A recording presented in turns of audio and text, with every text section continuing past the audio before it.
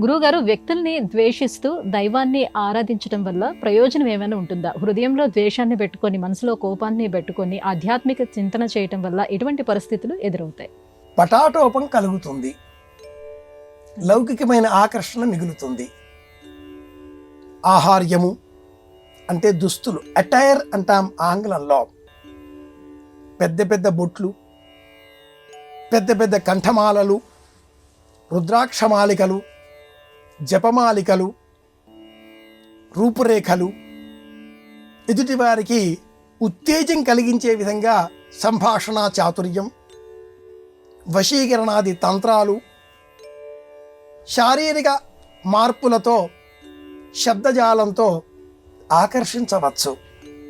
కానీ మనస్సులో సంపూర్ణమైనటువంటి ద్వేషం ఎదుటివారిపైన నింపుకొని, లోకం పైన ద్వేషంతో ఏదో సాధించాలి అన్న ప్రయత్నం చేసినప్పుడు హిరణ్యాక్షుడు, హిరణ్యకశ్యపుడు, రావణుడు, భస్మాసురుడు, ఒకరా ఇద్దరా, ఎంతమంది భక్తులు మనకు కనిపించరు?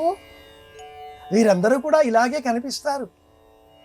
కానీ సాధించాలి, నేనే, నాదే, నేనే అనే అహం పెరిగినప్పుడు అంతం తప్పకుండా వస్తుంది.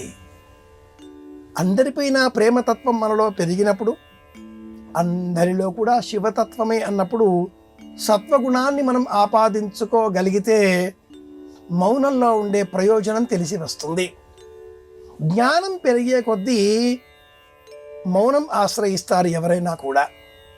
నిశ్శబ్దంలోనే దైవత్వాన్ని మనం దర్శించుకోవాలి. కొండపైన ఆ కలకలం ఏమిటి అని ఎవరినో అడిగారు.